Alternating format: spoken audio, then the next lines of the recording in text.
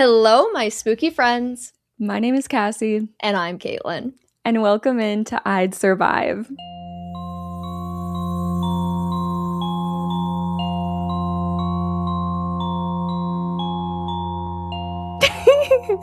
Why did you giggle like that? Because I looked at the camera. Oh, you did that. Okay, I see. Yeah.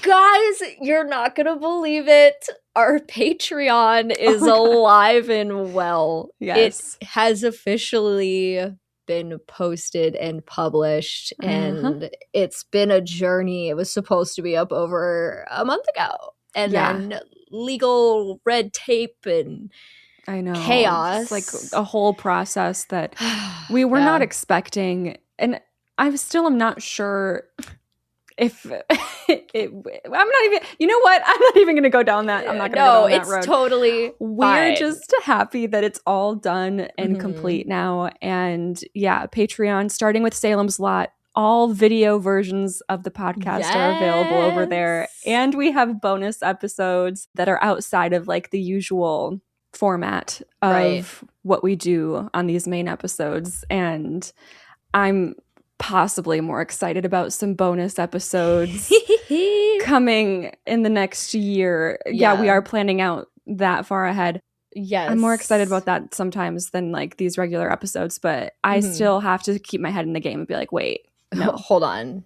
Just take it one week at a time. Focus on the movies. That's the bonus content. I will say by the time this episode comes out, our first bonus episode will be out, and it is our like little recap of season 1, so to speak, of the podcast, where we go back and we kind of just touch upon every episode.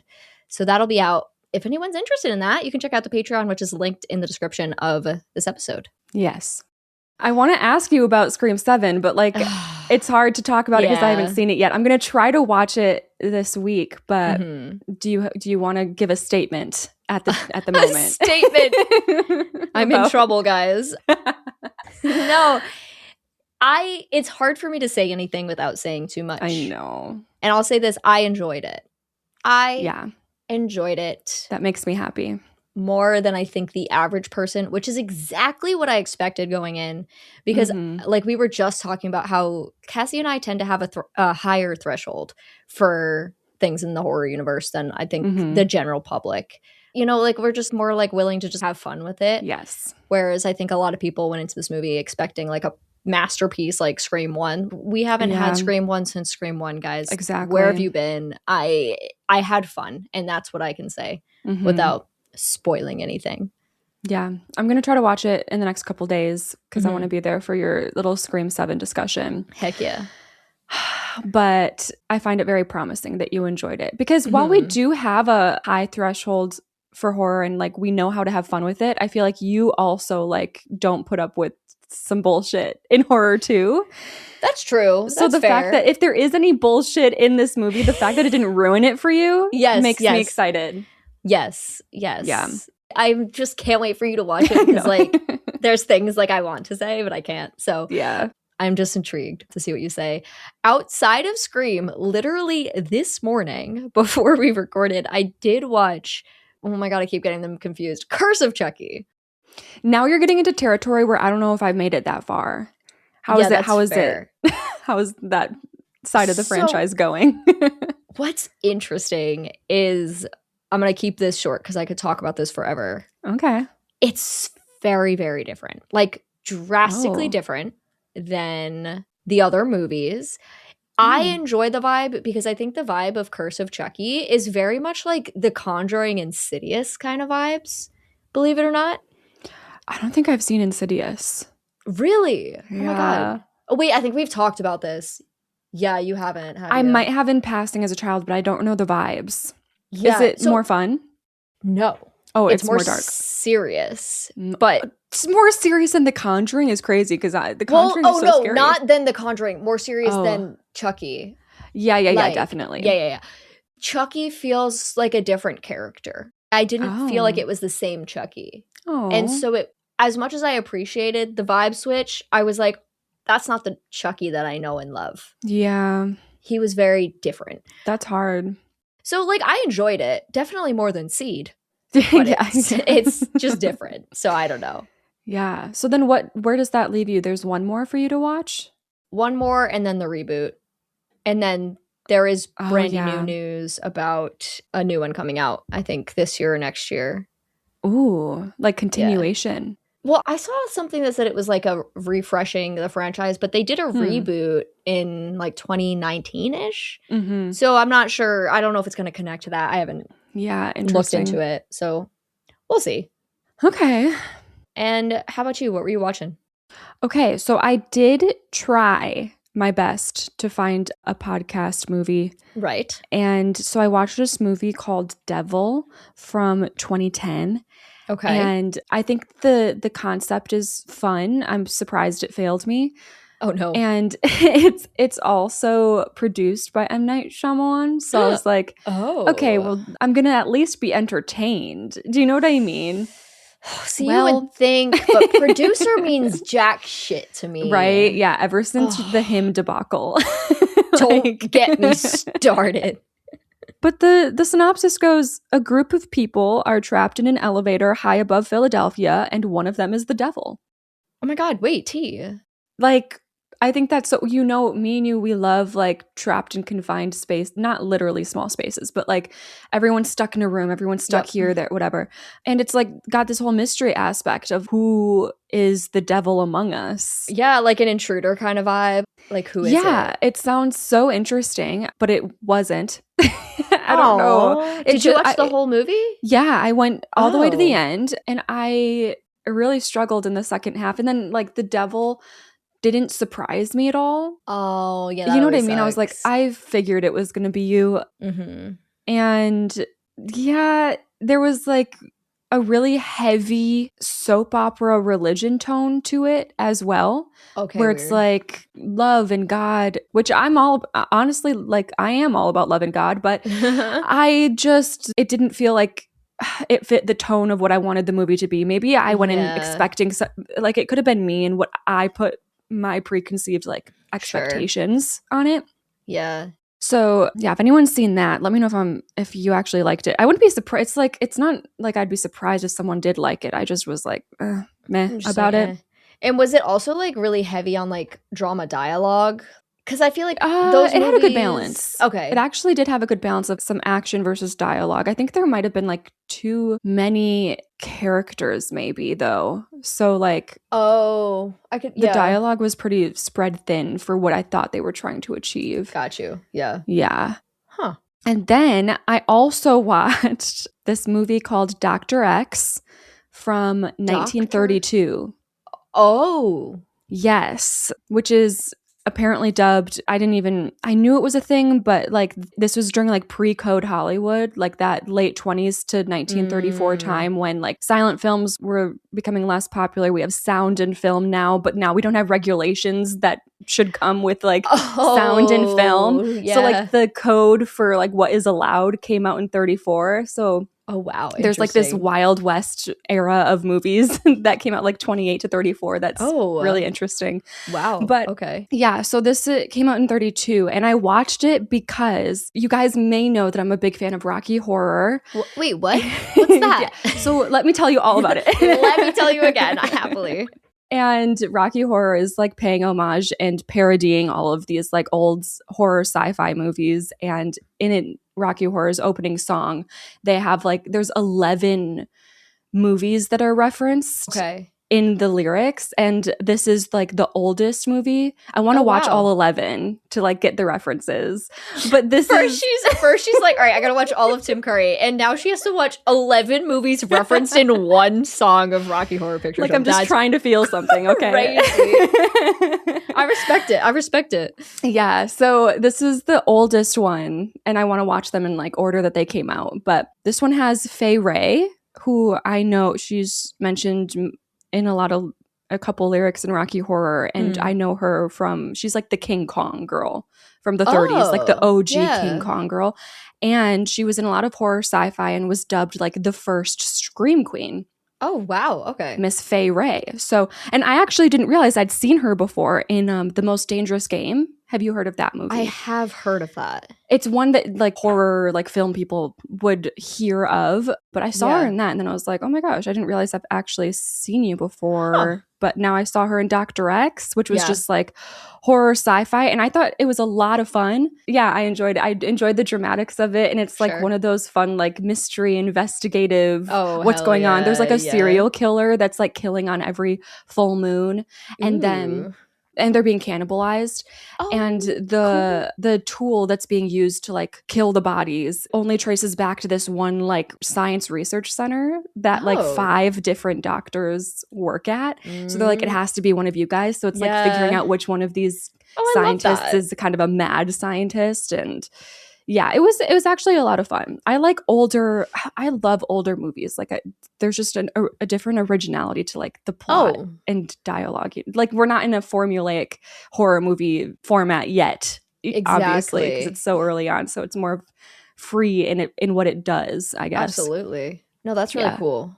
I need to watch more like older films because I was thinking about like House on Haunted Hill is probably like the oldest movie I've watched outside of like Wizard of Oz or whatever. But yeah, for a long time Wizard of Oz was like the oldest I'd seen as well. But I really like 30s, 40s movies. Kind of sometimes a lot more than even 50s, 60s. Really? Which is weird. Once we get into 20s, I do start to have a little bit of a harder time. But yeah, there's like a lot of great, like really captivating 30s, 40s movies. Huh. Yeah. Yeah. No, I gotta get on that at some point. I did watch a movie that is not from the 30s. It's actually from 2026. Crazily enough, this movie came out 11 days ago from the day that we are recording. It is hot off the press. And I love to see it. What is interesting about this movie, Thrash? Well, it was written and directed by somebody named Tommy Wirkola, who you probably don't know, I'm gonna be honest. Okay. They haven't done much else. But the interesting thing about this movie, which is never a great sign. It was initially slotted for theater release, but Sony then transferred the distribution rights to Netflix. Oh, I don't think I've ever seen that before. I'm sure it happens all the time, but I've never seen that before. Yeah. So I think they probably, my guess is, made it and went, probably not worth all that marketing. Probably not going to do what we want it to do in the box office. So they said, here you go, Netflix. This movie also went through a lot of different titles. I know one of them was Shiver, Thrash, and I forget what the other one was. Something about Beneath. I don't know. I like Thrash. Yeah, Thrash. I like Thrash as a title, except that a lot of Letterboxd reviews are like more like trash. So yeah, yikes. You're going to get they set themselves up. Yeah. Maybe they did, yeah. They did. But how much do you know about this movie? Okay, I think I know nothing except I think that there's flooding of some kind. Sure. That's like the only imagery I've seen is like I think people are like swirling around in water, but that is the extent of my knowledge. Okay. That's not a bad way to go into this movie. Okay. Here we go. The film opens with the sound of raging winds as some text fades up on black background.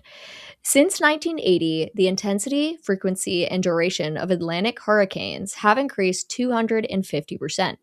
While wind and rainfall pose serious dangers, the most deadly threat is posed by the storm surge.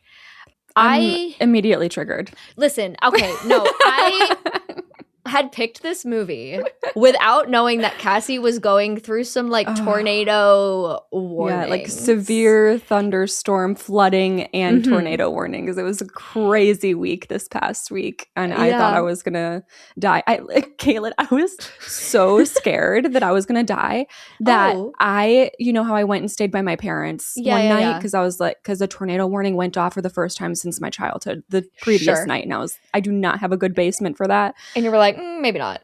Yeah, so I went by my parents and I brought with me my dog, of course, Karma. Well, yes. And the final note that my grandma wrote to me on her deathbed. Oh my God. Her bottle of perfume. Oh my God. Like those are the two things that I brought. So you know how you're like, what would you bring up? Like if you had to leave your house? But I have the answer now because I really thought I was being so dramatic. I thought I was going to die and I brought what I needed and that's apparently it. So. Wow. Yeah. This should be fun. Yeah. So this won't be triggering at all. An audio montage, which I had to look this up, they generally call these like sound collages. It's just like lines coming in over each other. It's clips of news reporters informing the public of the dangerous Storm Henry, a level 5 hurricane that has seemingly surprised even like meteorologists. Yeah. Hurricane and storm surge warnings have both been issued for this town, Annieville, on the east coast of the United States and other towns in the area.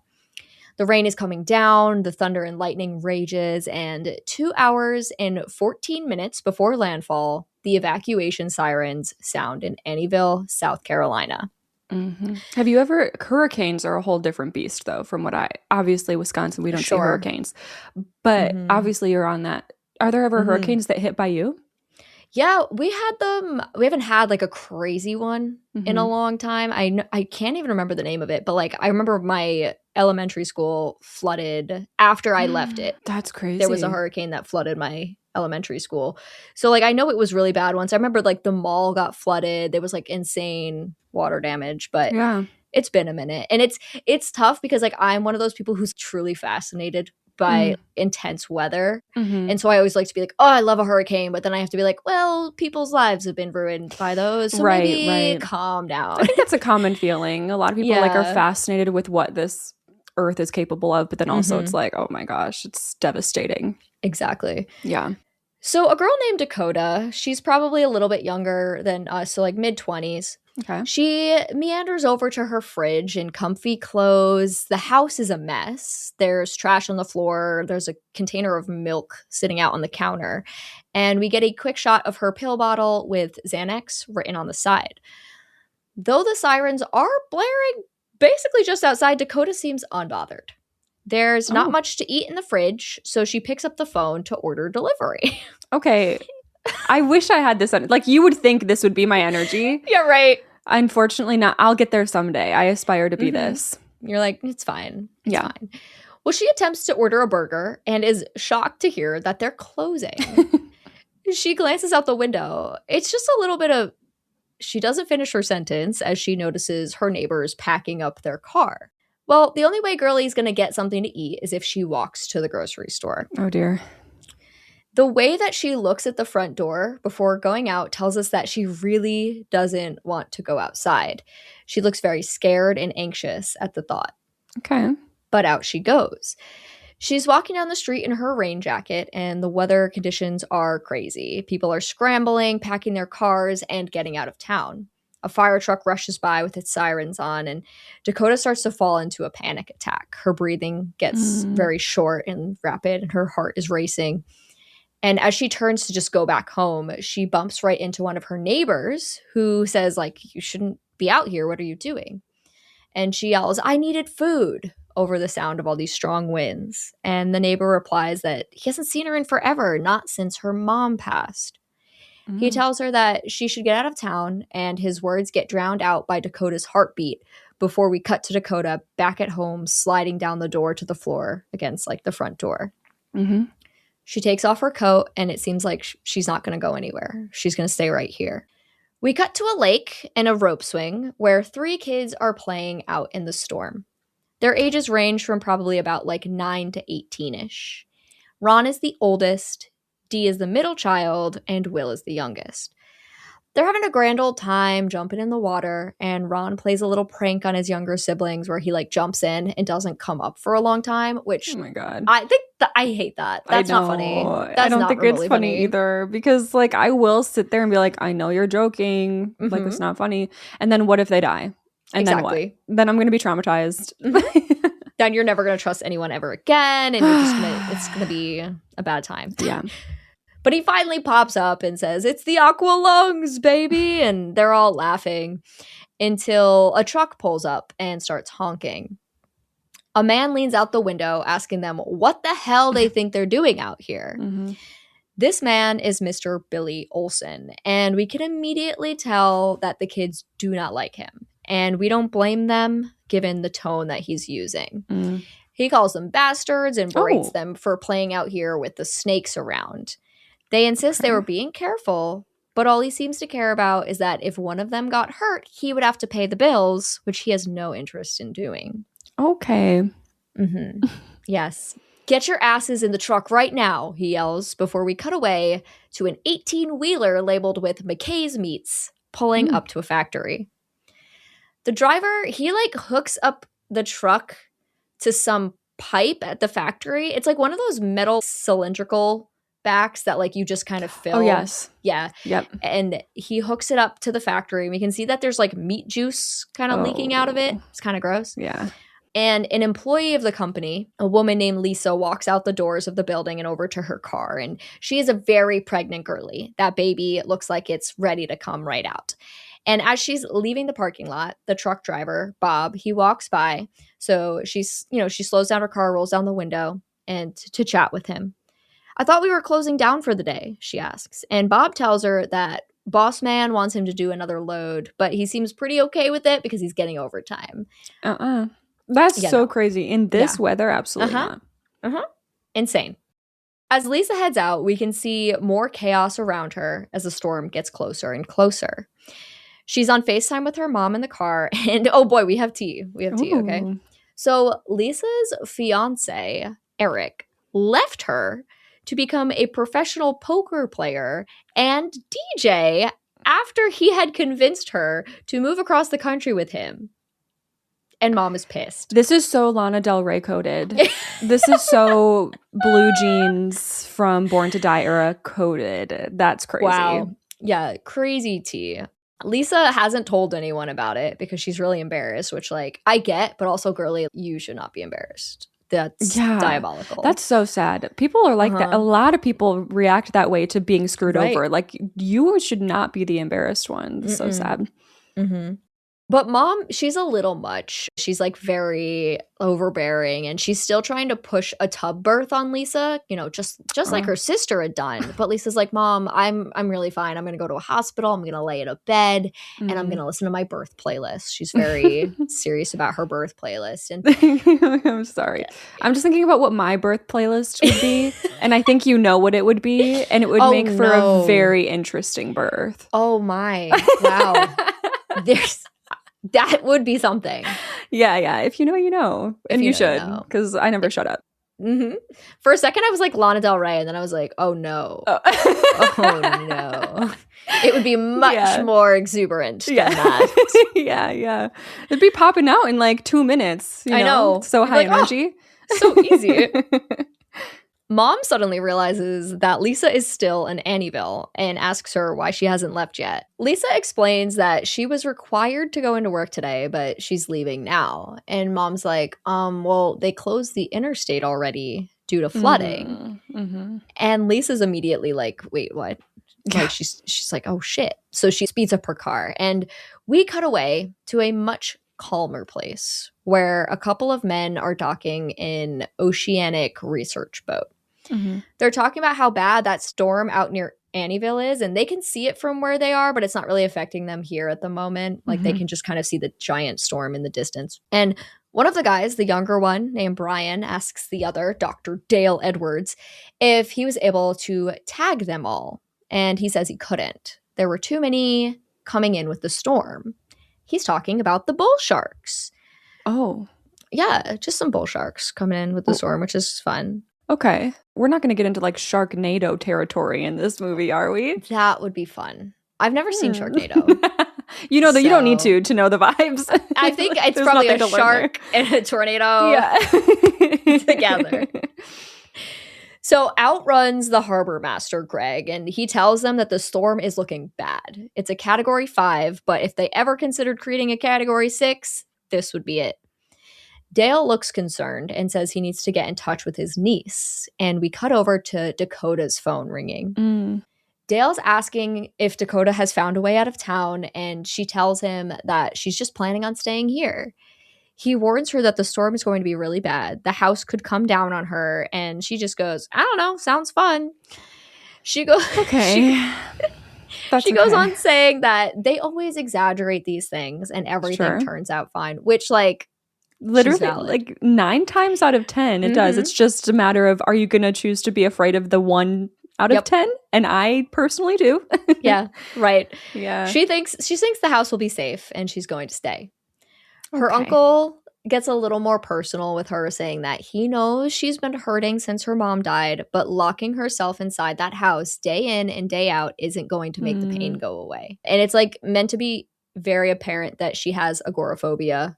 She doesn't want to go outside. Yeah, okay. She laughs and tells him that he sucks at this parenting stuff, and he promises her that he's going to come get her within like the next 2 hours. One thing I'll say about this movie is it's really confusing the way people, you know how like, for example, Lisa's mom was just like the interstates closed, but all around her people are still packing their cars.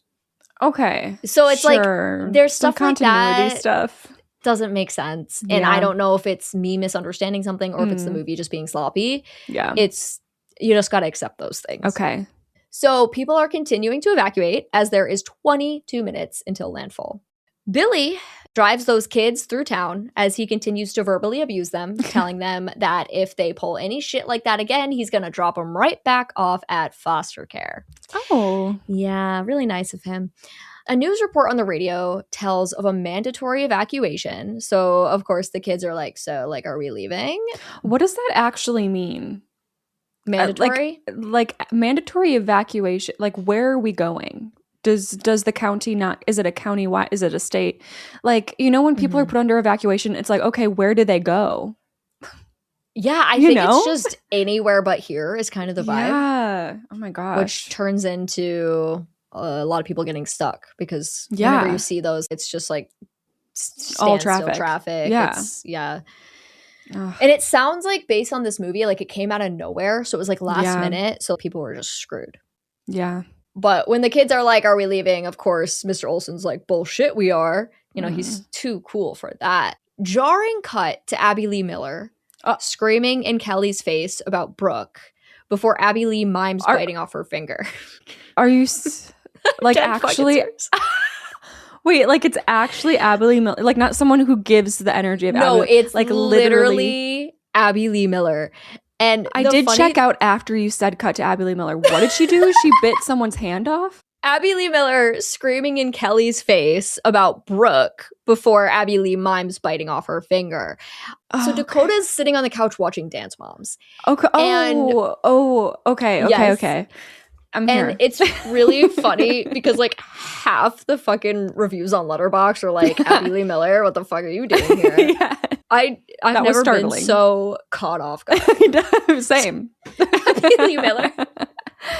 Oh my God. So Dakota's watching Dance Moms. And when she decides, you know, she's seen enough of that, she switches over to some home videos of her and her mom from years ago. They're playing with Nerf guns, and there's this very horribly disguised moment where her mom is like, no, you're shooting it wrong. And she shows her how to properly stabilize the gun on the wall so she can aim better. Interesting. I wonder where that will come into play. I've never seen something be so obvious. It's insane. With a Nerf gun. That's so funny. Just a silly little Nerf gun. So Mr. Olsen and the kids arrive back to the house as the winds continue to pick up. In the living room, they have these giant windows that are like one pane of glass, and Dee is concerned. What if these windows break in the storm? And Mr. Olsen says the windows are reinforced glass and there's no chance they break. He installed them himself. You know what that's giving? It's giving... There's a line at the beginning of Titanic. It's like, this ship is unsinkable. God himself could not sink this ship. Okay. So I see. I see what's going to happen here. So yeah, he's like, it's all good. Don't worry about it. He walks into the basement where his wife is packing up the fridge with beers. And it is worth noting that behind them is a wall with like 14 different guns on some kind of rack. Damn. They just got guns galore. Okay. And he's complaining about the kids to his wife. I don't even know why I bother, he says. Need I remind you, baby? His wife says, holding up the latest check from the government. Oh my God. Yeah. That's so sad.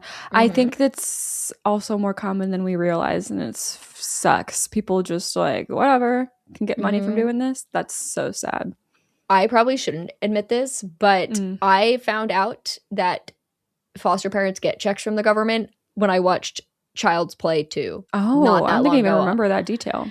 Well, it's not even like it's kind of it was more it came up in the discussion because like the dad in Child's Play 2 doesn't seem like he wants a kid. Yeah. So I'm like, why would they even bother? And people in the discussion were like, well, for the money. And I was like, what money? And they were like, they get checks. And I was like, oh my God, that crazy.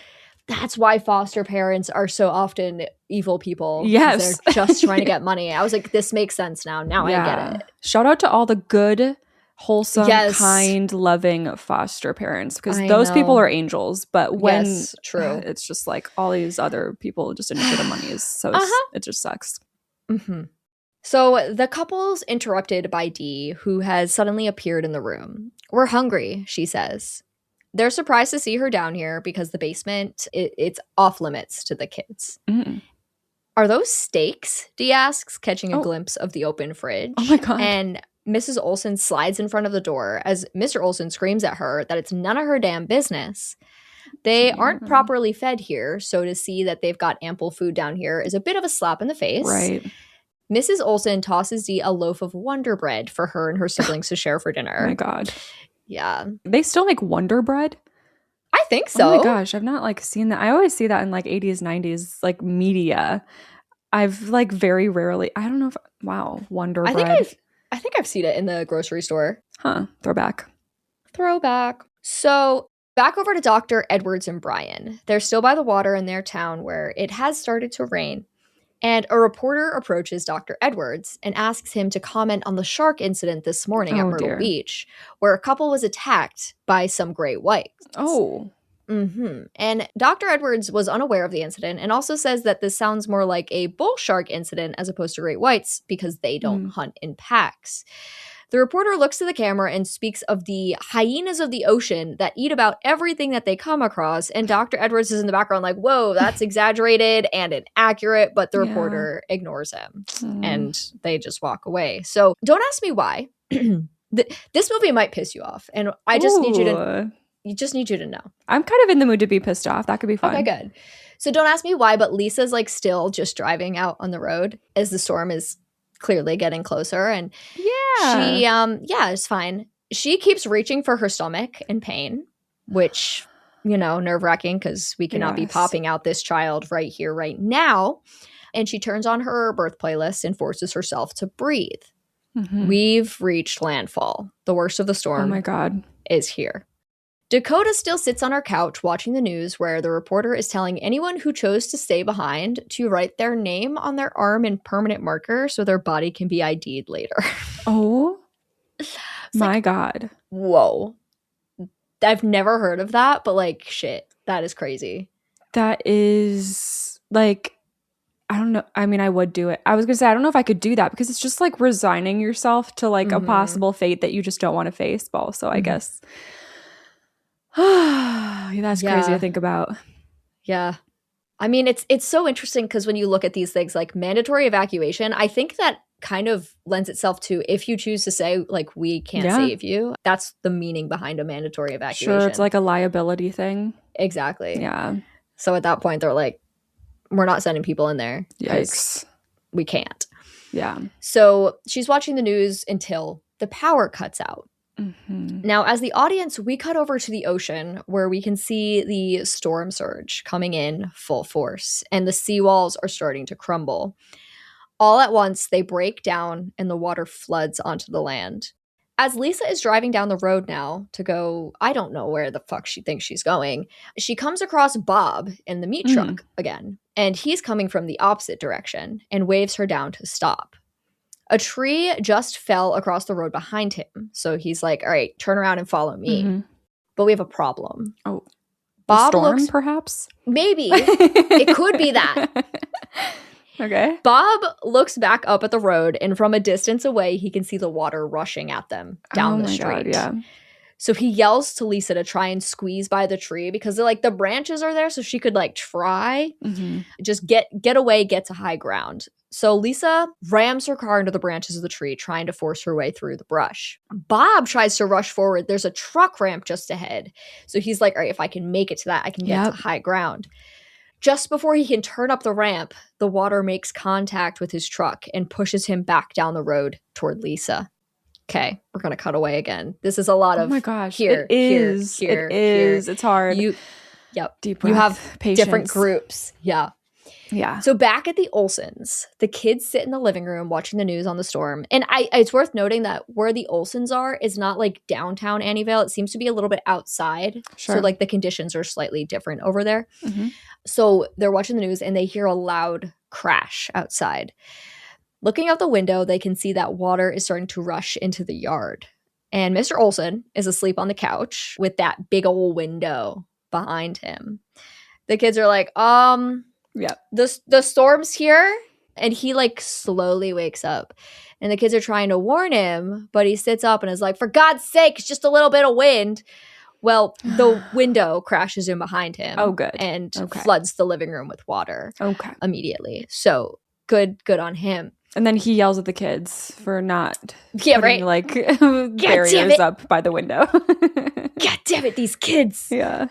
Well, Lisa's car is now freely floating down the street. Oh, dear. And she's panicking. Mm-hmm. And suddenly she's coming upon a fallen tree at a very rapid pace. There is no time to move.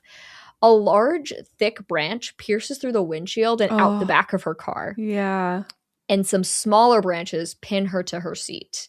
They don't puncture like anything, but she's trapped in the driver's seat. She fights against the branches, but there really is no use. There's not really anything she can do given the angle and the number of branches, and they're pretty thick. And Bob's truck floats down the same street, and it jackknives itself around a statue of a man on horseback wielding a sword. And that sword punches a hole in the metal casing of the truck. Okay. Oh my God. Wait, like in the meats part? Yes. Yeah. In the meat part. Okay. Dakota looks out her window where she can see Lisa trapped in her car calling for help as the jackknifed meat truck spills its contents into the surrounding water. Ew. Yeah. Wait, are like animals gonna come? Animals? To eat it? What kind of animals? I don't know what you're talking about. Like bull sharks? What are those? Perhaps. Bull shark? Huh? Oh no. This feels like a SpongeBob episode, actually. Oh my God. I don't know why, but like I love it. I don't know why. The chaos. The chaos is fair. It's very chaotic. Yeah. So at the Olsons, they're actually finally a little bit concerned. Oh, good. A little bit about their window caving in. That's really good. Just a tiny bit. They can't stay here, but wait. Their car has a snorkel. What I had to look this up. Yeah, what? Oh my gosh, it's a real thing. It's a real thing. I was so like, what the fuck are we talking about? Yeah.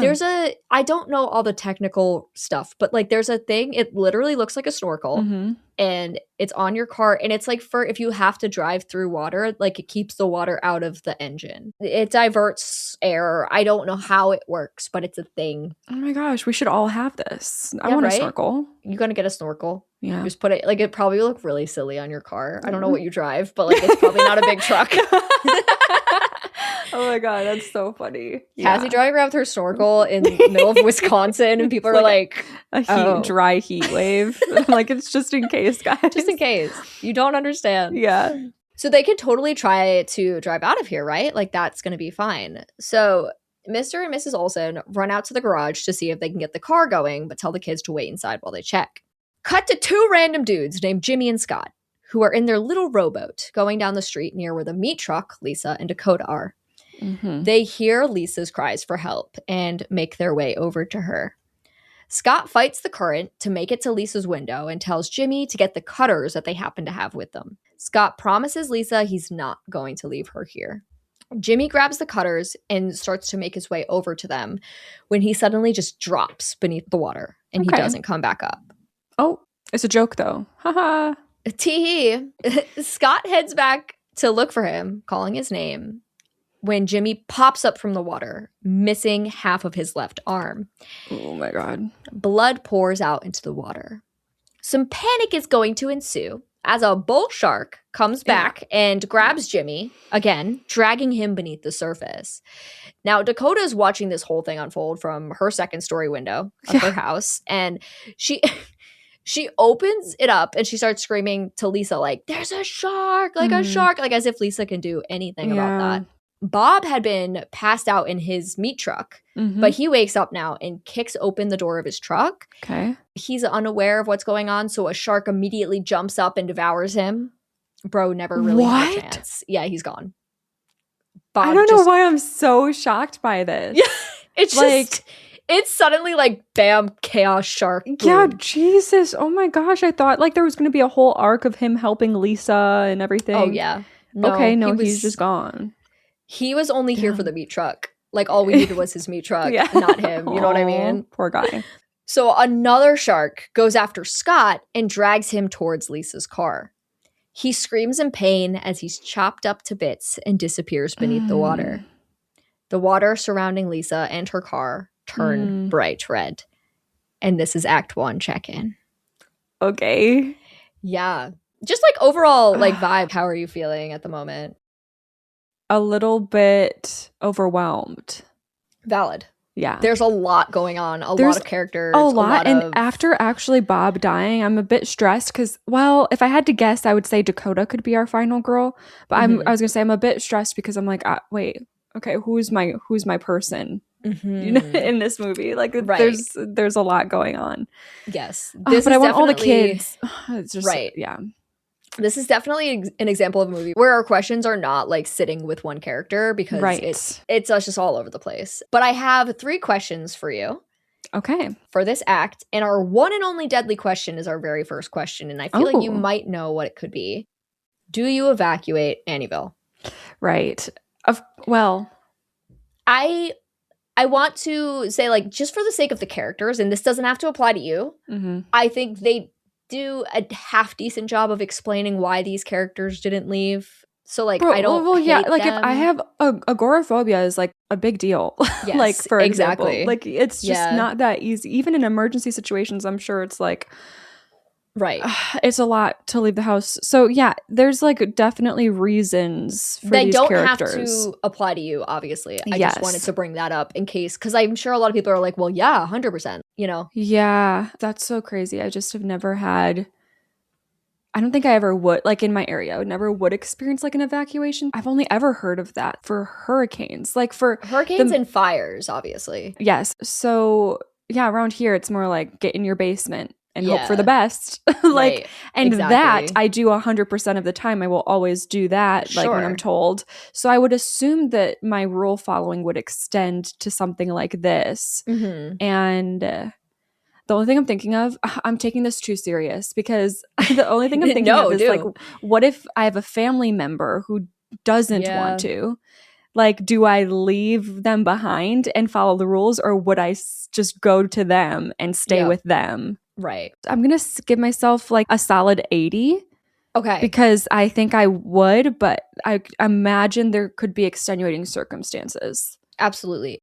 I almost feel like I went high on this because I gave myself an 87. Yeah. Because when I first thought about it, first I was like 100. And then I was like, well, no. Yeah. No. There's plenty of reason why. Also, I think in this movie, with how fast it hits too. That's exactly what I was going to say. It seems like they didn't have enough warning. Yeah. Which is the only reason that it's not an Act 4 Wade 4 question. Because I did consider that. Because obviously it's like, if you leave, you're fine. That's it. You're not going to be in this. Yeah. I only didn't because of the circumstances, which it seems like the storm, it hits them so quick. And it's exactly like not that easy. Yeah. And it's huge. Like, yeah. Even if you leave right away, there's a chance of not making it out fast enough. Right. Do you refuse to stay at work as the storm pushes in? You think it would be fired? You know what I mean? I wonder. Like if... Yeah, I don't know. I don't know. That's hard. I'm thinking about my corporate job. I remember working a weekend where there was like full-on blizzard warning. Like I was so scared for the drive home because the blizzard was really, really bad. But I stayed and I was like, well, hope for the best. They told me to, right? Yeah. So actually, I think this is more dramatic, I think, than a blizzard. Like the category 6, if possible, you know, like that'd be a shitty company to not let your for real people go. And it's like, would I want to work for them if they're that shitty? So I would say I'm going to go 71. Okay. I do think I would likely just be like, fuck you guys, I'm out. Yeah. The way I went with it, because like if it was just me and the company and they told me I had to stay, I think there's a very good chance I would stay. Yeah. But I know in this scenario, I know my parents. They're calling me and they're saying, I don't fucking care what they say. And you're like, okay, I'll listen to you over that. Like, this authority figure matters more than this authority figure. Yeah. That is exactly what would happen. So I gave myself a 78 because I know my parents would be like, bullshit, like, get out of there, whatever. And that's why I'm that high. If it was, again, just me, I think I'd just be like, okay, I'll go to work, whatever you say. Yeah, that's so fair. I would not know how to stand up for myself. What else is new? Okay, do you leave Lisa to her own devices as opposed to helping her out? And this is Jimmy and Scott, who are out in their little rowboat. I think I would help. Mm-hmm. Like, if she wasn't pregnant, maybe I would. But, like, I don't know. Like, a pregnant never mind. A pregnant woman makes it harder to, like, ignore.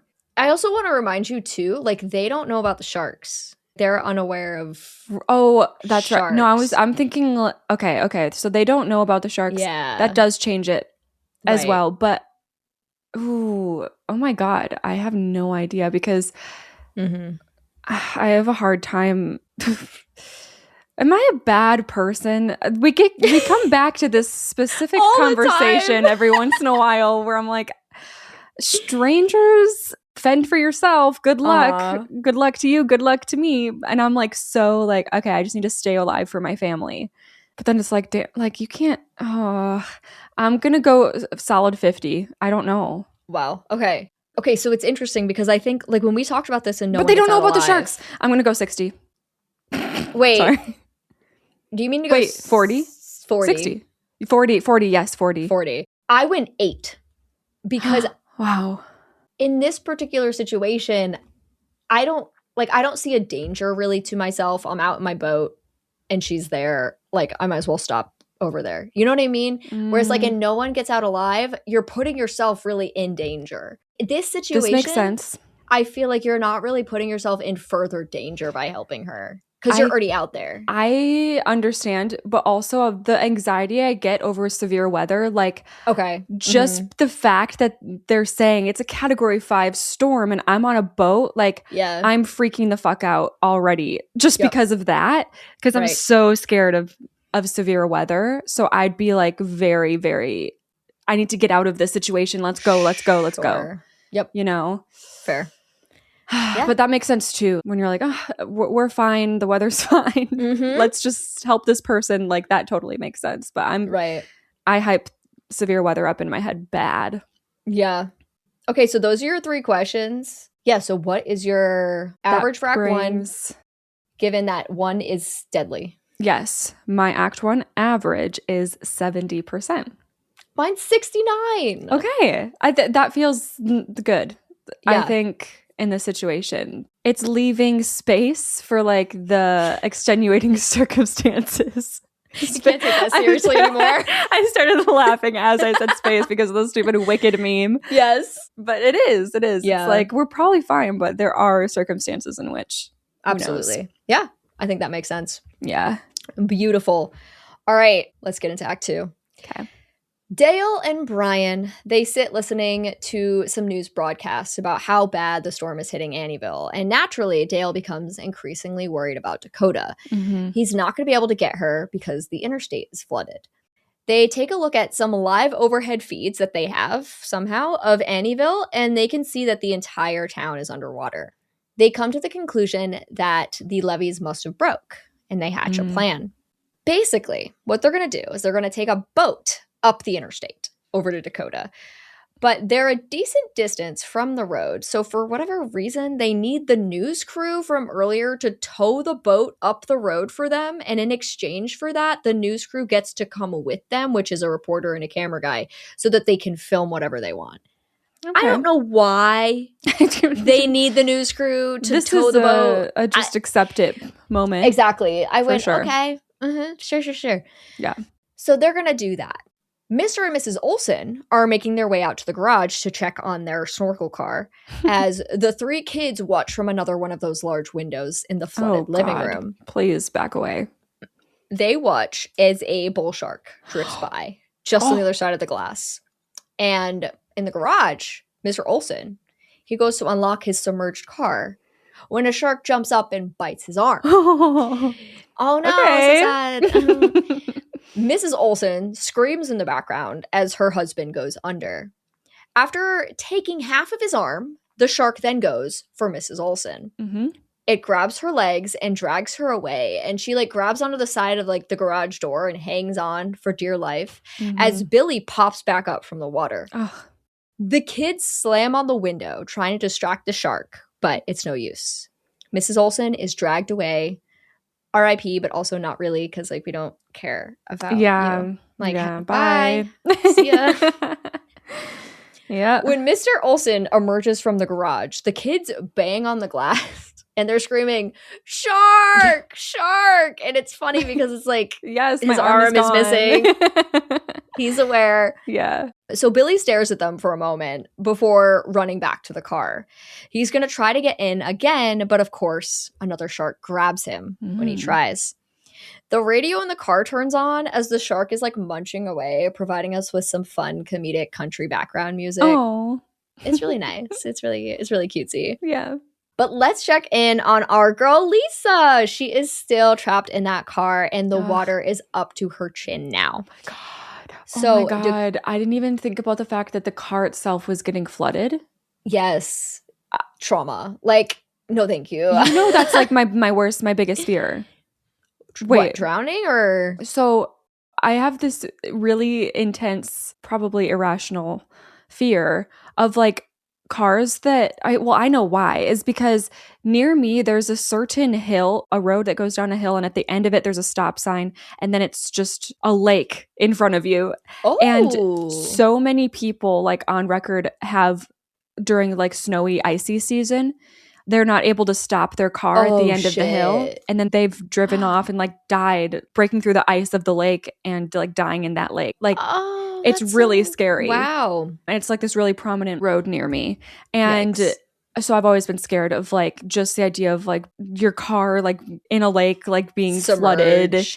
And then it extends to like my little siblings being in there with me, especially when they were younger and like they couldn't swim. Like whenever I was like driving them, I'm like, oh my God. No, that's traumatizing. It's traumatizing. So this is so scary. I've seen that Mythbusters episode though. And I've learned the things about that you're supposed to do.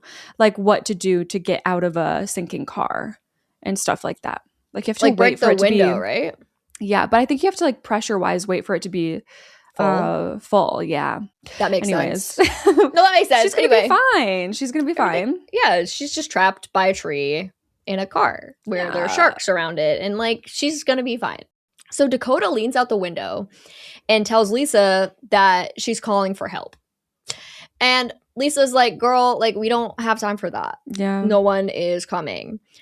But Dakota is like, well, there are sharks out there. What do you want me to do about that? And I'm just a girl. And a shed conveniently floats down the street and like parks itself right in front of Dakota's house, forming a sort of bridge like halfway out to where Lisa's at. And it's like, well, look at that. That's crazy. I'd be so mad at that shed. I'd be like, go. Keep moving. Go. So Lisa decides she wants to make introductions with Dakota, and she tells her that she's pregnant and she's not going to let her son die here before he has a chance to take his first breath. She can't do anything about that, so she like low-key is like guilting Dakota into helping her. It's a little weird the way it happens. I don't know. I think I could be guilted. Oh yeah. Yeah. Yeah. So, like, Dakota shrinks back into her window and falls to the floor crying. Like, she's just overwhelmed and scared. Valid. And she tries to control her breathing and talk herself into being strong. Standing back up, she calls out to Lisa that she's coming. Dakota makes her way from the steady second floor down the stairs to the flooded mess that waits for her below. She wades through the hallway and climbs atop some furniture on her way from the living room to the kitchen, where she grabs herself a knife. She goes back upstairs in order to climb out the window because it's one of those windows that like opens onto a roof, and then that roof hangs right above a car that's jammed against the house, and that car leads to the shed. It's like a whole thing. Okay. So she really has to prepare herself to venture outside. And I don't blame her after what she just witnessed like 5 minutes ago. And Lisa provides encouragement from her spot in the trap car. Dakota, she takes one step out the window and immediately slips off the roof and falls into the water. Okay, so girl, was it nothing like took her by surprise? There was no like extra piece where she didn't even slip on a certain thing or like a surge of water. She just falls. Okay. Like, okay, yes, girly, you do that. So she climbs back on top of the car. Okay. That's jammed. The fall really was not worth, like, I don't know what they were doing here, but it's trying to be dramatic. Just dramatic. She climbs back up, she gets on the car, and then she gets on the shed. And as she makes her way across, she can see shark fins protruding from the waters around the shed. From the shed roof, she climbs over a flipped swing set and then onto Lisa's car. First, she cuts open the cloth roof of the convertible so that she can get to the branches inside.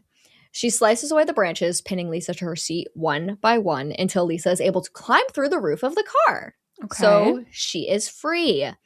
The two of them make it safely back to the second floor of Dakota's home. Now, back to Brian, Dale, and the news crew. They're still driving toward the water when Brian notices something concerning on his little radar on his computer. Oh, God.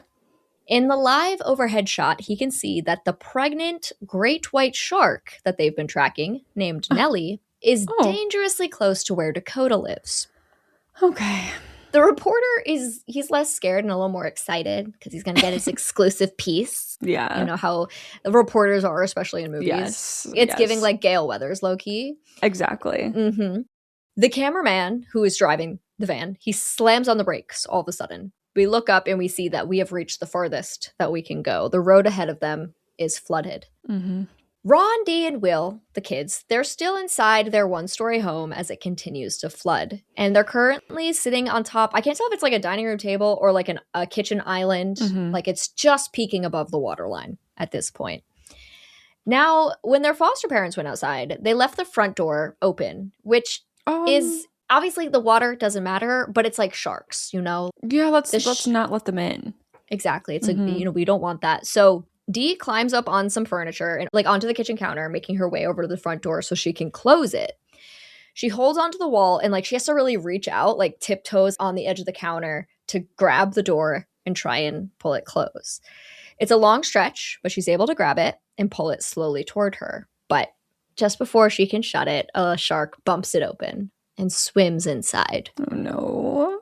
Dee struggles to keep her balance because, like, the door is now swung away from her, and two bull sharks make their way into the home. Dee's grip on the door starts to slip as she's fully outstretched, so her older brother makes his way over to her. Just as Dee can't hold on any longer, Ron grabs her, saving her from falling into the water. Now, Dakota and Lisa, they are trying to dry themselves up a bit, when a large branch hits the house from underneath the water and like shakes the foundation a bit. We can see now that this house is not going to stay standing for too long. Yikes. Uh-huh. Lisa asks what they should do, and Dakota's like, how should I know? Well, Lisa's from New York, and she knows absolutely nothing about hurricanes, which, now that I think about it, we probably should. Yeah. In New York, but that's fine. It seems like neither of them really have any life-saving knowledge for this situation. I guess, yeah, that would be me. Yep, be like, well, that sucks for us, I guess. Yeah. Dakota just wants to stay here because here is safe, she says, which, seems to come more from her own agoraphobia than the actual belief that it is safe. But for now, they're going to stay here anyway because there aren't many options. Go? Yeah. So I would stay here, as long as you can. Yeah, might as well, because sure, the house might come down, but like it might come down. Yeah. It's not going to, Mm-hmm. Lisa does suggest, though, trying to get some sort of signal up on the roof for rescuers that might come in the future. So Dakota climbs up on the roof and lays out some wet sheets and curtains spelling out the word help. Oh. Yeah. I don't know if that would stay put, but yeah. I mean, she wets them, so they're heavy, but sure. We'll see. Maybe it'll pay off. Listen, this movie has a lot of this shit where you're like, okay. Yeah. Uh-huh. Yeah. Whatever you say. Like, this is why this movie hit Netflix and not theaters. Yes. So, meanwhile, Lisa seems to be starting to go into labor. So, when Dakota gets back, Lisa's like, okay, we need to know where I'm at. I need you to check how large my opening is. Oh my God. Dakota's like, I'm sorry.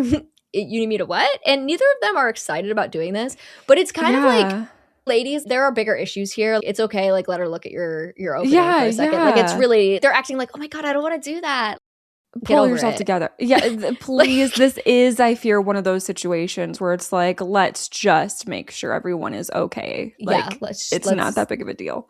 It really isn't. So Lisa, I'd be so scared about doing something wrong, though. I would try my best to deliver a baby, but oh my God. She's not even asking her to help her deliver. She's just like, can you just tell me how big the opening is? Yeah. That's all she's asking her to do. Yeah. And so, like, Lisa throws the blanket aside and Dakota gets down there. She takes a peek. And she's immediately like, oh God. And Lisa's like, what? What do you see? Yeah. And Dakota can see the head of the baby. Oh, wow. She asks for how big the opening is in inches, and she says 2 to 3 inches. And I'm like, are you sure about that? Wait, how does centimeters work? I thought, because I always thought, like, you talked about dilation in centimeters, not inches. You definitely do. But they're very much like 2 to 3 inches. If she had a 2 to 3 inch opening, I feel like she'd be in a lot more pain than it. Yeah, we both just feel like that. We both are looking at our fingers like 2 to 3 damn. Inches. No, yeah, that's like.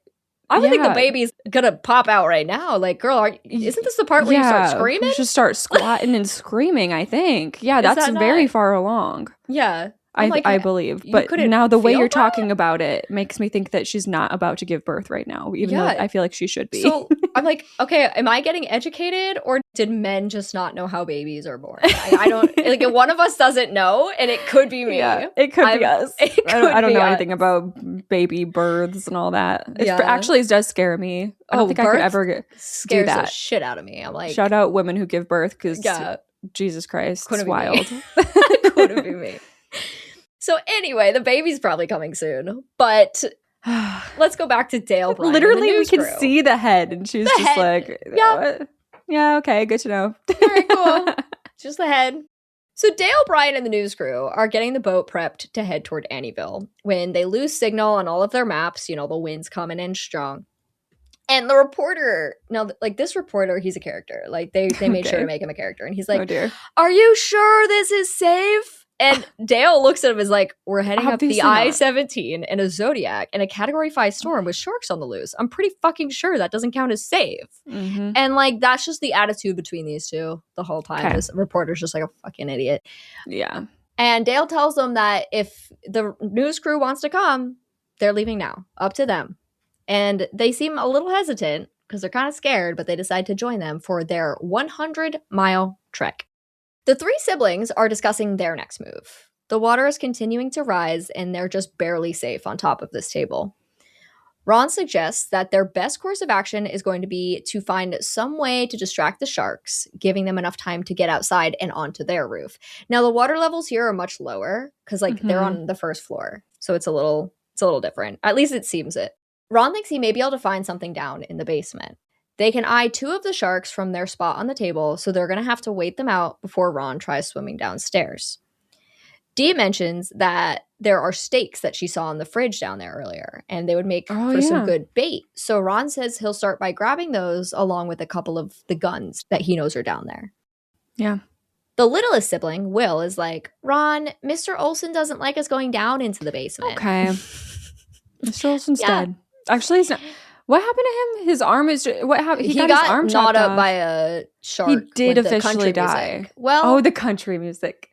Because I'm like, the way that. Okay. Yeah. We might see him return. Oh dear. Okay. We might. So Ron tells his little brother, Mr. Olsen isn't with them anymore, so it's fine. Mm-hmm. Fuck Mr. Olsen. he says. And Dee smiles and nods. Fuck Mr. Olson, she adds on. And Will jumps in too, and they're all screaming with their whole chest, like, fuck Mr. Olson, fuck that motherfucker. And they're having fun.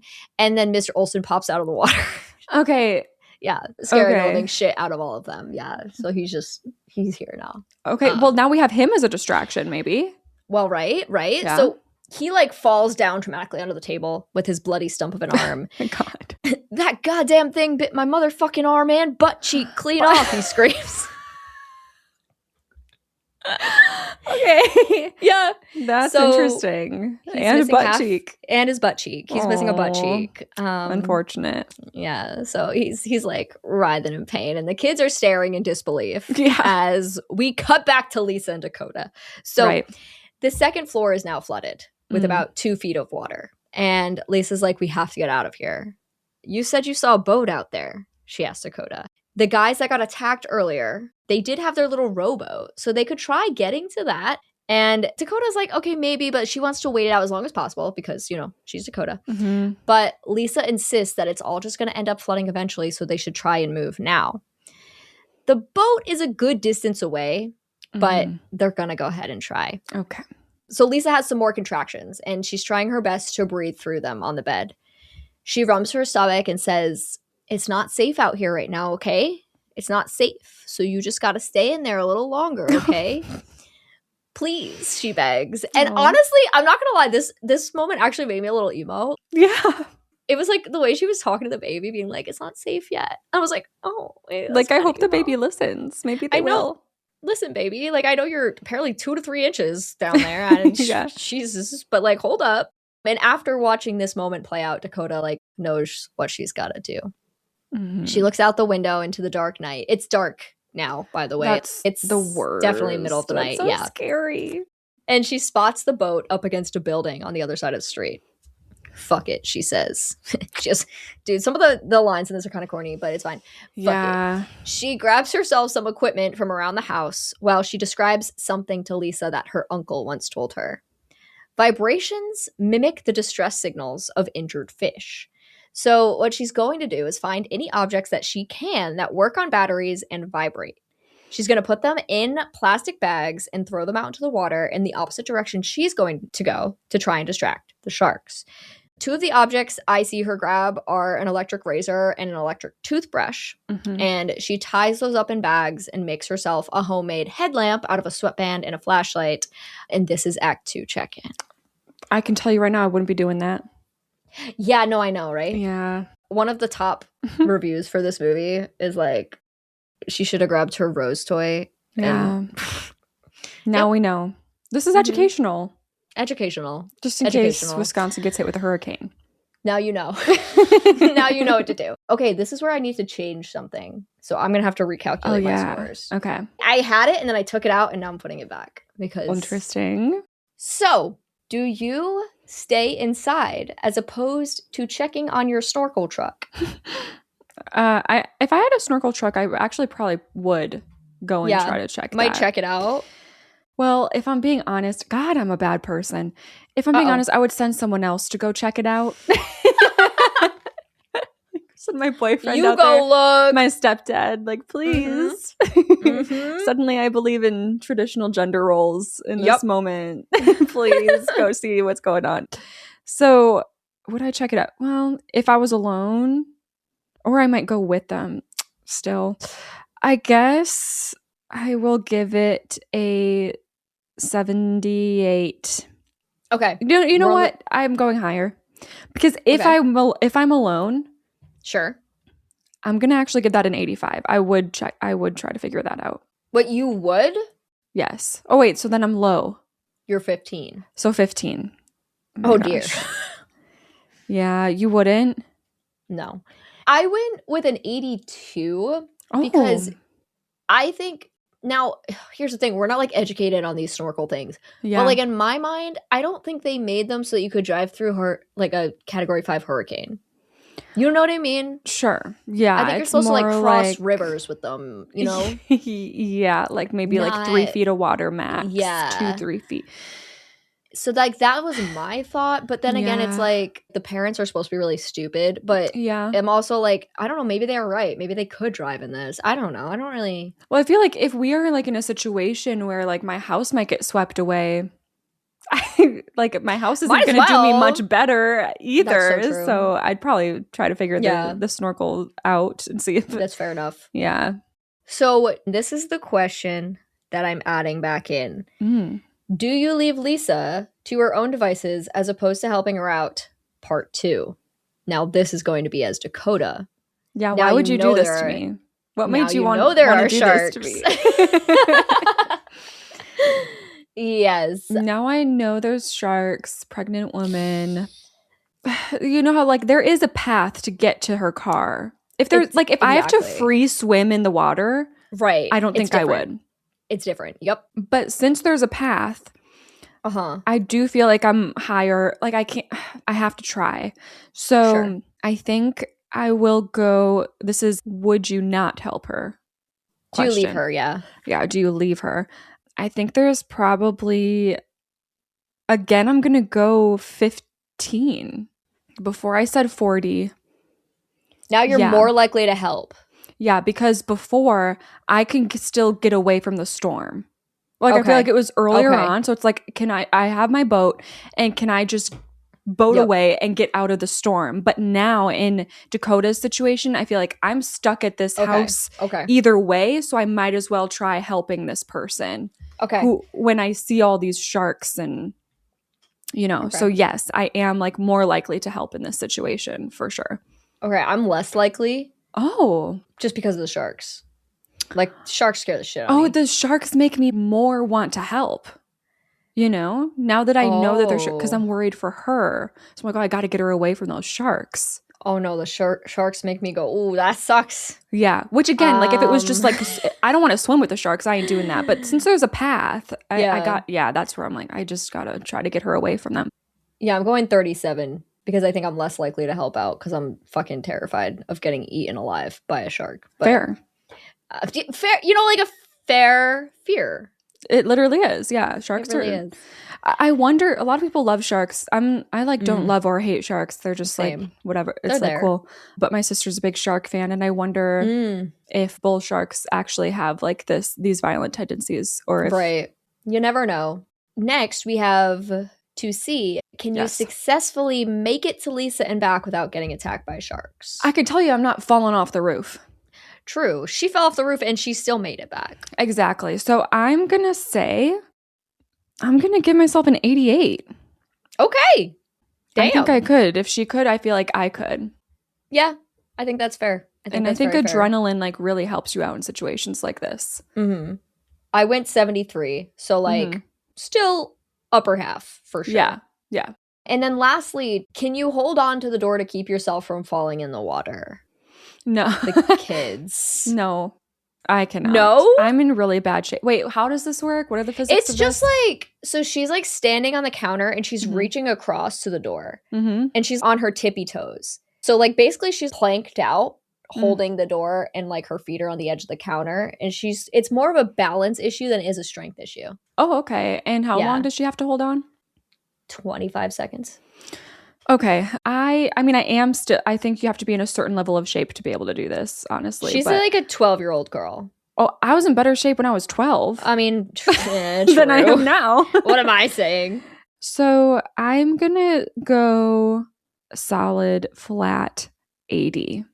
Okay. Yeah. So I went with a 94. Yeah. I think this, to me, I think if you saw it, you might up yourself maybe a little I'm making it harder in my head. But yeah, I think not too bad. Okay. And none of these questions are deadly. Okay. So my act 1 was a solid 70. My act 2 is a solid 50. Oh, damn. Yeah, because you're helping. You're not running from the sharks. You're like, yeah, let me get them sharks. My second actually went up to a 72, I think because of the door and the... Actually, yeah, I went higher on everything. Snorkel truck, helping Lisa. The one thing I went lower on was the making it there and back. But yeah, I did go higher on things. So yeah, 72. Okay. Alrighty, third act, here we come.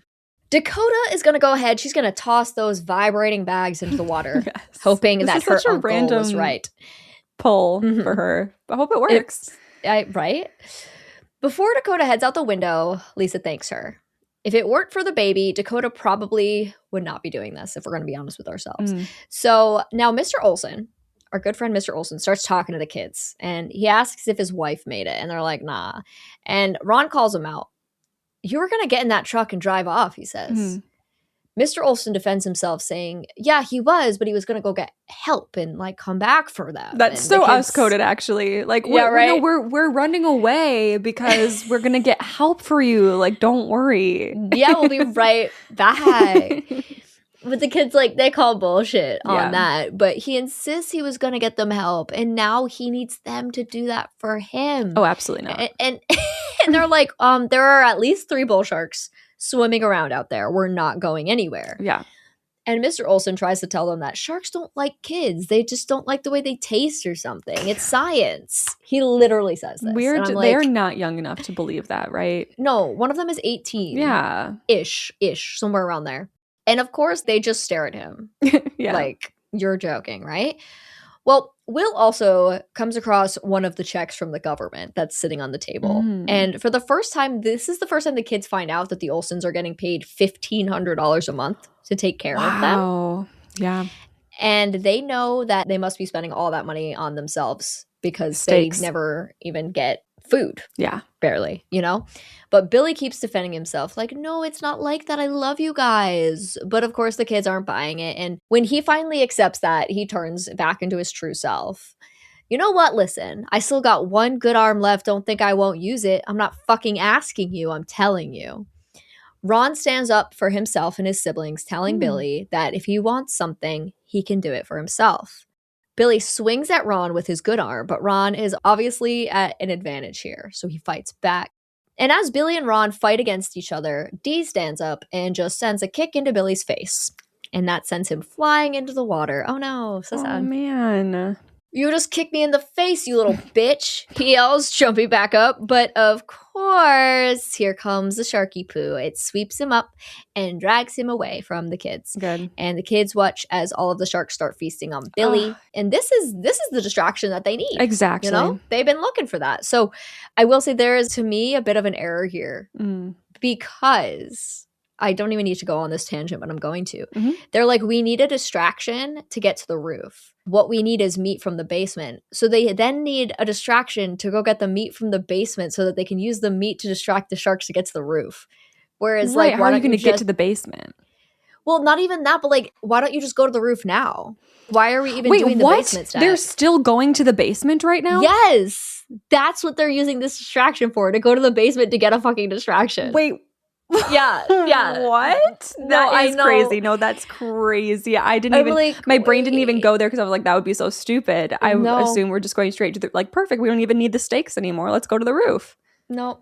What? No, we're going down there to get the stakes. And I'm like, wait. This is why this movie did not hit the theaters. Yeah, because it's a mess. So Ron, he's going to go ahead. He swims into the basement and he grabs the steaks from the fridge. Okay. He tries to pry the guns from the wall, but none of them will budge. The guns might be worth going down there for. Right. It could be helpful. But we don't get them anyway, so. No. I don't know if they're just like secured in some way, but they won't like come off the wall. So when Ron turns around, he can see that one of the sharks is calmly swimming down the stairs into the basement after him. He pushes over a paint can that floats to the ground and like makes a tiny little thud when it hits the ground. And this is enough to distract the shark.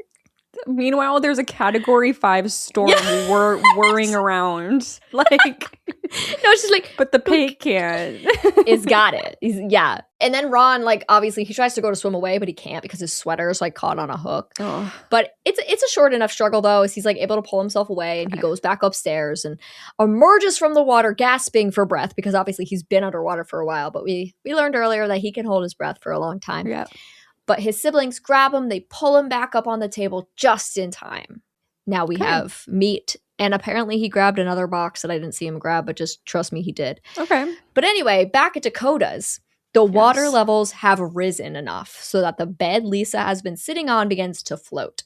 Dakota is trying to make her way across the street to get the boat, and A shark jumps up nearby and snatches one of those vibrating bags that Dakota had thrown out. The other bags start dropping too, and Dakota swims faster. She's trying to make it to the boat while the sharks are distracted. But those bags don't keep them occupied for long.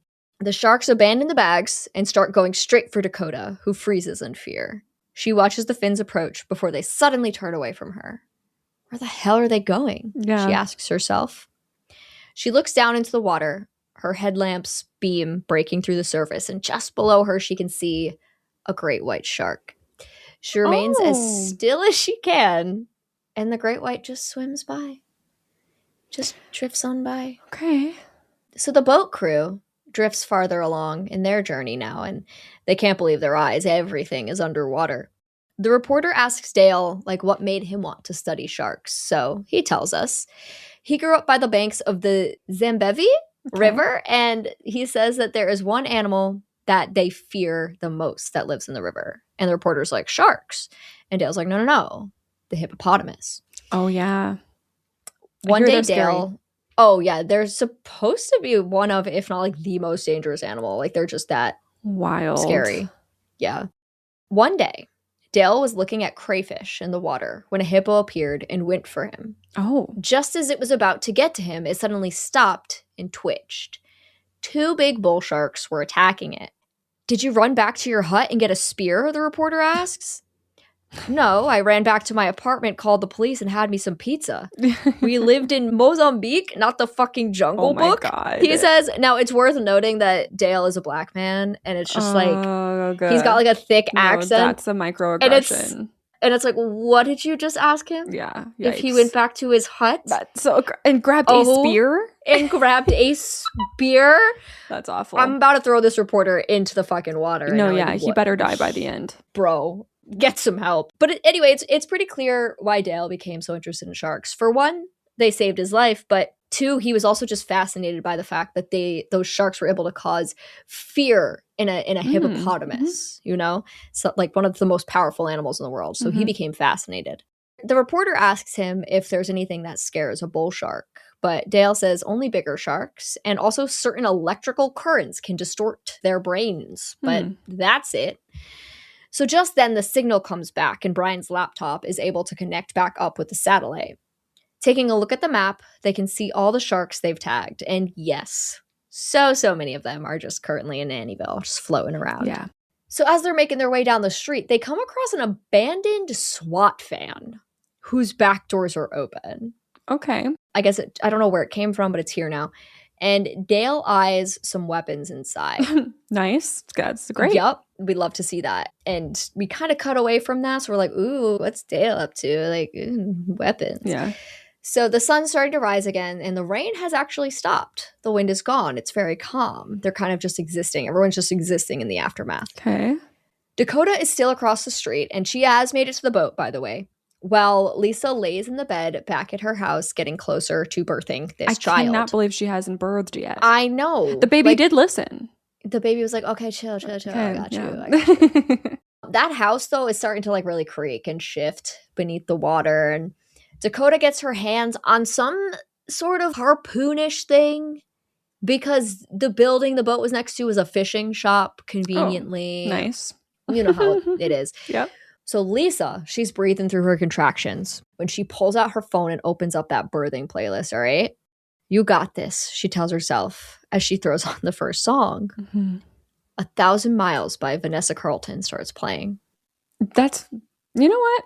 Hell yeah. There's just sharks. It's great. So yeah. Quick cut back to the siblings. They're hatching a plan for their next move, and they've got those stakes. And surprise, that mystery box that I don't know where the fuck it came from. He opens it up and it's got dynamite in it. Why do we have dynamite in the basement?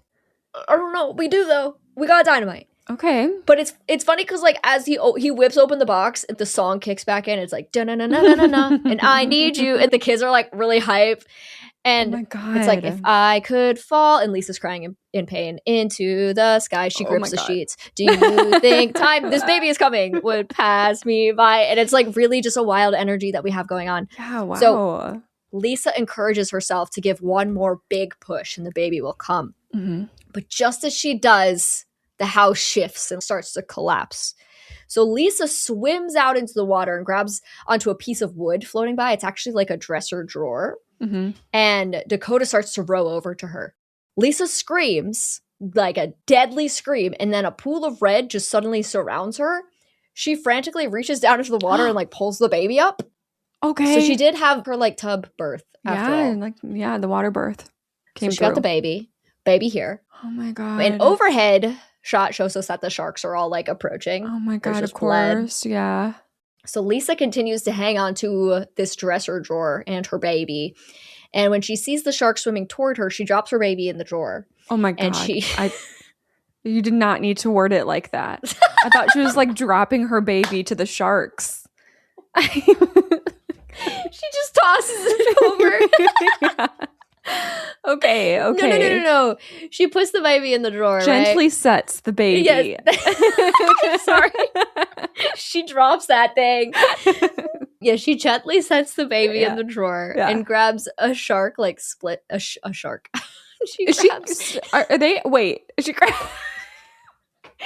Okay, hold on. Oh, this episode's really she grabs a shark. places. Okay. Before she grabs the shark, is the umbilical cord still connecting them? No, I haven't even gotten there yet. Don't you worry. Okay. It's still very much connected. Okay. So she grabs a sharp splinter of wood and uses it to cut the cord. Ah, okay.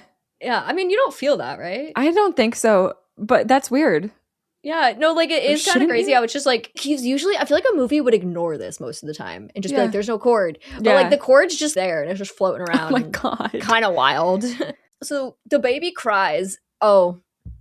What? The baby's like crying and Lisa goes, Mommy's here. Mommy's just got to fight some fucking sharks. And this is like, everyone just talks about this line because it's not my favorite. It's just one of those lines where you go, oh. I know. That happens a lot lately. Like, I don't know what it is in the last couple years. There's so much like bad dialogue where people are trying to make these badass moments. Yeah. And it's like, that's not what you think it is. Like, please. Oh, no. Yeah, it's a line. So one of the bull sharks swims straight for Lisa and she readies herself. As it dives for her, she raises that splintered wood into the air and stabs the shark with it. Wow. And it keeps it away for the moment, but it doesn't really seem to do much to it. Right. I kid you not. We get a shot of the shark underwater and it just kind of does like a little shimmy. Like, oh, shake that off. Just a little stab with some wood and it's like fine. Yeah. So Lisa swims back to her baby and cradles him in her arms, all while Dakota continues to paddle toward her. I'm very animated today. I think I'm trying to overcompensate for this movie. You know what I mean? Yeah. No, I enjoy the show. So, good. I'm glad. From a distance, Dakota can see another shark approaching Lisa fast. So she stops paddling and grabs the harpoon. Mm-hmm. She aims it in just the same way her mother had shown her all those years ago. This is another thing that's been a problem in movies the last couple of years. It's like the most obvious thing that they're trying to make emotional and sentimental. And it's like, okay. Yeah, and it's like doesn't even work because it's so quick and it's just like, that was stupid. Yeah. It's weird. She steadies herself. She fires. She hits the shark just before it can attack Lisa and her baby. A quick cut back to the siblings, and they have created one hell of a contraption. They have duct taped the stakes to a collection of dynamite, which they plan on lighting and throwing into the water in an attempt to blow up the shark. Of course. Right. So they do that, right? They light it up. Dynamite is so... Okay, can I just say... Please. I've experienced some dynamite media in a certain TV show that I've been watching lately on my Patreon. There's a dynamite situation. I just don't want to... Oh, yes. Sure. And isn't it like really impossible to deal with? Like, is it going to accidentally blow up? So is that a thing in this movie where it's like... Nope. But it should be. You know, is this like probably should be. Yeah, I wonder if there's like certain dynamite where it's like you don't have to be as careful, but... I'm imagining that the movie just decided to just be like, F it, like, let's just not worry about the dynamite accidentally blowing up. It's going to be fine. No, I think you're right. I think dynamite is, like, considered, I mean, not that any explosive is safe, but, like, it's one of the most dangerous. Yeah. Because of just the way that I'm just like, how are they dealing with this dynamite in this store and making this contraption? Just duct tape in it. Yes, without it going off. It's all good. Okay. Okay. So they do it. They light it up and they just chuck it. Now, also, I guess the flame doesn't go out in the water. I don't know. But the sharks, they're not coming. So like, oh no, what do we do? And well, little Will, he knows that vibrations are what makes sharks attack. Okay. I thought you said little whale. I was like, oh my gosh, a little whale has arrived. We're accidentally going to kill a nice little whale. Here goes the little whale. These kids are about to be traumatized accidentally killing this little whale instead of the sharks. Imagine that would be in like a comedy, God. Like, steak, and it's like a happy little whale. This movie, I feel like, would work way better as parody. Oh, I think you're fun. Right. Yeah, I think you're right. Well, he knows about the vibrations, so they gotta go cause some. So they head right over to where the dynamite is, and they just start flapping in the water. Oh my God, I can't believe this is real. Who wrote this? And they're trying to get the sharks to come back. And it's really funny because, like, oh my God, the sharks do come back. And the kids are like, oh shit, as if this isn't exactly what they were trying to make happen. Yeah. By the way, is the song still on or have we moved past it? Oh, we've moved past it, unfortunately. Okay. Unfortunately. I kind of wish it was still here. Me too. No. So quickly, they swim over to the table counter, and of course, Ron's stupid sweater gets caught on something again. Oh my God, take it off. Just take it off. Why would you be wearing a sweater? No, it's going to drag you down. Yeah. Just take that thing off. Like, what are you doing? So the shark dives right for him, but he frees himself just in time. Yes. Back to Lisa and Dakota. Dakota's finally made it over to Lisa, who hands her the baby up on the boat. Before Lisa can get up on the boat herself, a bull shark comes by and bumps the boat, completely capsizing it. And into the water, everybody goes. The baby's in the water? The baby is in the water. No, well, luckily Dakota held it. Okay. Free falling. It's just the baby. That's not funny. So Dakota hands the baby back to Lisa when the sound of a motor catches her attention. Okay, good. Looking up, she sees Uncle Dale and his boat crew heading straight for them. Okay. This better work, Dale says. It's like a dramatic zoom in on Dale, right? And he's like, this better work. And he pulls out one of those weapons from the back of the SWAT van. Oh, yeah. I don't know what it is, but it's some kind of taser thing. Uh-huh. He powers it on. Oh, like electricity thing because of the sharks. Yeah. So he throws it into the water, and the electricity pops a few times and forces this handful of sharks away from Lisa and Dakota for at least a moment. Okay. But then it kind of fizzles out and it sinks. Right. And another bull shark is heading for them full speed. And there isn't anything that anyone can do. So Dakota and Lisa brace themselves for the attack. When Nellie, the great white, comes soaring through the air, snatching the bull shark in its mouth. Holy fucking shit, Dale says. And the news crew is elated because they caught it on film. The shark saved them. I don't know what this movie's trying to do. It's trying to be great. It's trying to be great. What do you mean? Nellie. Okay, Nellie. Thank you so much. Nellie, the great white, is an actual legend. The siblings, that's right. The siblings are still in their own dilemma. Right. Yeah, so they've jumped behind the counter as the sharks head for the meat. Mm-hmm. The dynamite blows and shark bits go flying everywhere, covering the house and the kids themselves in blood. It's really nice. Okay. And the kids jump up and down and celebrate their successful contraption. Nothing but pure joy on their faces. Uncle Dale helps Lisa and Dakota onto their boat before telling Brian to get them the hell out of here. Uh-huh. Lisa asks to borrow Brian's phone, and she FaceTimes her mom and is like, meet your grandson. And it's all cute and whatever. Yes. So the siblings grab the keys to Billy's truck and decide to drive it out of there with a snorkel on it. A cutesy, happy song plays as Dale tells Dakota that her mother would have been really proud of her right now. The boat floats off into the distance. Back with the harbor master, Greg, an alarm sounds on his computer. Taking a closer look, he can see that another hurricane is headed their way. My God. Oh, fuck me, he says, and the credits roll. Okay, right. That was unnecessary. We didn't no one wants a sequel. Nobody asked for that. No one wants Thrash again. No. Thrash again. Thrash 2. Thrash again. This movie, I enjoyed the vibes. Yes. But the script is lacking. Pretty bad. The script needed some Cassie and Mel assistance. Yeah. To make it a little better. It would have been such a hit if they would just let me and Mel in the room. I know. What the hell? It would have been in the theaters right now. But it's like fun, and there's some good moments. And I like the girl who plays Dakota. I think she's good, and I like her. She's actually going to be in the good actors. She's going to be in the new Hunger Games movie. Oh, that was the only thing I think I recognized her like from. But yeah. But that's Thrash. It's got bad reviews, which I'm sure you can kind of understand now that you've heard it. Yeah, I definitely understand, but I do think it sounds like a good bad movie. Yes. Not just a bad movie, which I totally appreciate. Yes. I would give this a watch. Yeah.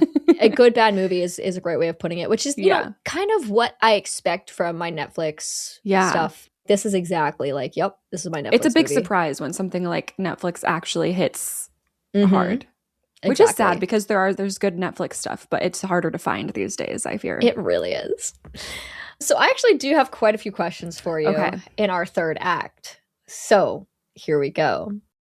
Do you come up with the vibration distraction tactic? Absolutely not. 0. Yeah. 0. Okay. 0. I've never heard that. I gave myself a 6 just because I don't know, like in a crazy world where I'm like, how would I distract a shark? Yeah. Maybe desperate times we would resort to that. Sure. I'll give myself a 1 because you're right. There might be a chance that you think of that. Yeah.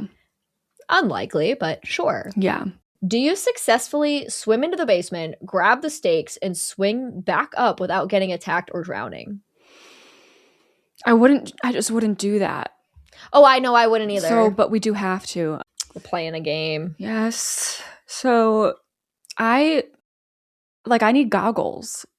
I can't open my eyes underwater. That's so real. I can't open my eyes underwater. If I do, I have contacts and they're going to get fucked up. Mm-hmm. And then if I'm not wearing my contacts, I just won't be able to see. Yep. So I also have to hold my nose underwater. Oh, same. Girl, you and me in the same boat. So I would not be good at this. So I'd be struggling, and then I'd probably slow myself down because of all that. And then the shark, I'm going to go low. I'm going to go 12. Okay, I went 3. So yeah. It's swimming Give stuff. Give it my best. I just panic. So I would just, no, it would not happen. Yeah. Can you make it to the boat without getting eaten? Now this is Dakota. This one's a little tricky because now this is assuming you did the vibration tactic. Which I did not. You didn't, but assuming you did. Yeah, right. This is when? This is when Lisa's inside giving birth and she's like, we need to go get that boat. Yeah. So she swims across to get the boat to bring it back. I'll give myself a 25. 25? Okay. Yeah. I did 44. I feel like looking back on it, maybe that's a little high. It's just so chance-based. Yeah, it really is. So I don't know. Are those things gonna... No, it is a tricky one.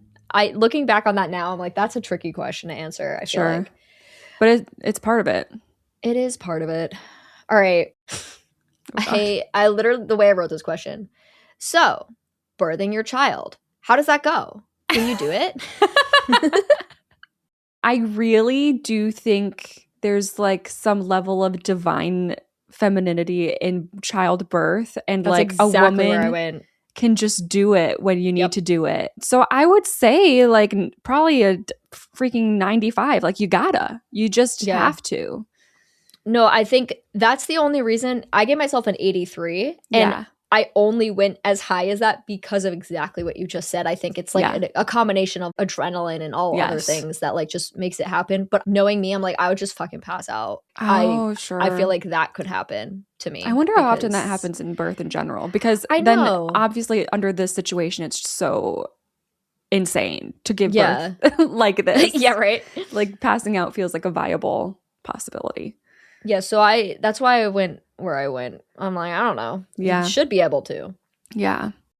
Can you use the splintered wood to fight off a shark? Yeah. Mm-hmm. I would grab anything I could and try to scare it away. you're not really going to be able to do much with it, but hopefully just distract and scare. And yep. I'll say an 87. Okay. I give myself a 37. Oh, wow. And when it comes to any kind of physical thing, also floating in the water, I think is like the other part. But I think it's not as hard as I initially was thinking it would be, because it's like, I don't know, you just got to hit it. Yeah. Just hit just it. And keep then it went swinging away. around. Yeah. That's me fighting a shark. That's why I have a 37. It's amazing. You're welcome, everyone.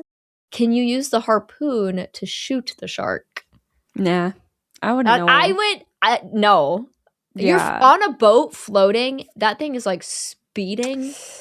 Yeah, no, that seems too much for me. Seems unlikely. Yeah.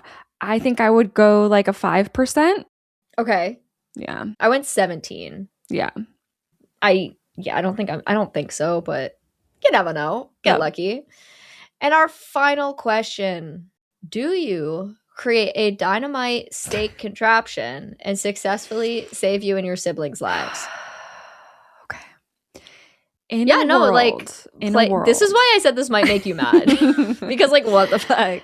In a world where I'm not going to blow myself up, because clearly they did not have to worry about that at all. So I'm not going to either. Nope, you shouldn't. Would I have been able to grab it even and have that dynamite on me? Should I take that into account here, or do I just have the dynamite now? You have it, because I don't even know where he got it. I didn't even see him grab it. So like, okay. Sure. Yeah, if I had some dynamite and stakes on me and I was like, I think it would cross my mind to be like, okay, let's blow it up. Let's try to do this. I'm going to go 61. Okay, I went 48, so we're pretty close. Okay, so my third act score comes out to 41. Okay, you're higher than me for this one, which I think makes sense based on things. I went 34 on this act. Okay. Which for me brought my overall score for the movie to a 53%. Fair. This is just the kind of movie that falls in the middle because it's so ridiculous. Okay, I got a 49 overall. Okay. So what is that, 51? We got a 51. Yeah. 51. Because there's real crazy things happening in this movie. It's not like ridiculous in the way of like, this is so easy. It's not, but it's actually like when you break it down to what the characters are doing, it's like, yes, exactly. Okay, I guess I can do that too, I think, under these very specific circumstances. Crazy circumstances. Yeah. Yeah, when I first watched the movie, I was thinking like we were going to have crazy high scores because of the ridiculous nature, but then I broke it down into these questions and I was like, shit. Yeah. I don't know. Maybe not. Yeah. Because there's just a weird combination of crazy things. And then like obviously the only thing that really holds weight crazily is if you evacuate or not. Yep. Because if you evacuated, you're chilling. But you gotta play the game. You gotta play the game. That's what this worksheet is for. We force ourselves to play the game. Because if we didn't have this worksheet, we definitely would be giving ourselves higher scores. Just if we were like, okay, just vibe wise, I think we could do this. But then that's why we made it harder for ourselves to survive. Yeah. We hate ourselves or something. I don't know. But yeah, that's Thrash. So hopefully everyone found something to enjoy in this one. I don't know. I feel like things kind of got out of hand at the end, but that's just how it goes sometimes. Thank you guys so much for tuning in and hanging out with us this week. As always, please check us out over on Instagram at I'd Survive Podcast. There you can also find the links to our Patreon and Discord, where you too can fill out an interactable worksheet to get your own score. So let us know. Would you survive?